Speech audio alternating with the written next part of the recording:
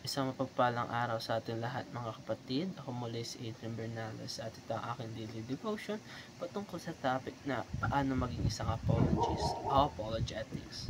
At ang Bible verse natin ay 1 Peter chapter 3 verse 15. At bago tayo magsimula ay alamin natin kung ano nga ba ang apologetics o paano maging isang apologist. Sinasabi rito ay the discipline that seeks to provide a defense of the truthfulness of the Christian faith for the purpose of convincing unbelievers. Sinasabi rito ay ang goal nila ay mapalapit kay Kristo o malaganap nila ang salita ng Diyos sa mga tao. At ang alaman naman ng Bible verse natin na 1 Peter chapter 2 verse 15, igalang nyo ang ating ninuno o si Kristo mula sa inyong puso bilang Panginoon. Lagi kayong maging handang sumagot sa sino mang humihingi ng paliwanag sa inyo tungkol sa pag-asang nasa inyo. At ano nga ba ang apologetics? Ang apologetic ay isang disiplina na nagbibigay diin sa pagtatanggol ng katotohanan ng pananampalatayang Kristiyano. Ito ay naglalayang kumbinsihin ang mga hindi naniniwala upang mas makilala nila si Kristo sa kanilang buhay. Ano ang tinuturo sa atin ng apologetics? Unang-unang apologetics ay depensa ng pananampalataya. Bilang mga Kristiyano, tayo tinatawag hindi lamang upang mananampalataya kundi pagtanggol ng ating pananampalataya. Sinasabi dito na tayo mga Kristiyano ay hindi lamang mananampalataya, hindi lamang tayo na i-stuck sa pagiging mananampalataya or worshipper. Tayo rin ay isang maging disipulo upang sa pagtatanggol natin sa mga mananampalataya patungkol kay Kristo. Pangalawa, ang mga Kristiyano ay tinatas na maging apologists. Ang pagiging apologist ay hindi lamang trabaho ng mga pastor, guro o teologyo.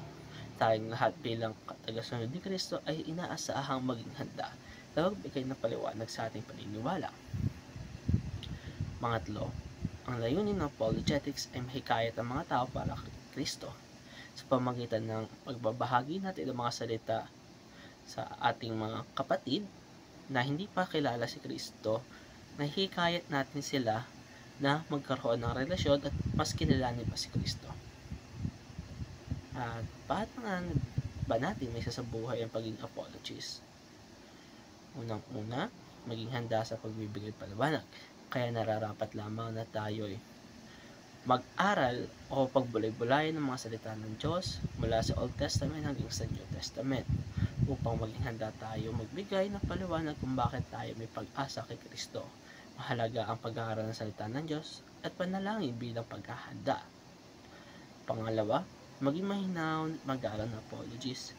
Sa pamamagitan nito ay hindi tayo misunderstood o mas maintindihan tayo ng mga ating kapatid at hindi tayo nakakatakot na i-approach ang ating mga kapatid at ang pinakamahalaga ay tamang attitude sa pagpapaliwanag ng ating pananampalataya, pagiging mahinahon at malumanay. Hindi tayo dapat na ipag-debate o na ipag-away kung ano nga ba ang tama. Pangatlo ay aralin ang Biblia ng mabuti, intellectually at practically. Hindi sapat na alam lang natin ng mga talata sa Biblia, dapat nating ay inunawa din natin ng mga konteksto o kung ano ba ang nais iparating ng bawat talata na ito. Ang ating patotoo ay isa sa pinakamakapangyarihang paraan upang ipakita na buhay ang Diyos sa ating mga buhay. Kaya ngayong araw ay hinahamon ko kayo lahat mga kapatid ko na maging masigasig sa pag-aaral ng salita ng Diyos at ipakita ang pag-asa na nasa atin. At maging mga kapatid, ako si Adrian Bernales at ito ang aking daily devotion. Maraming salamat sa panonood.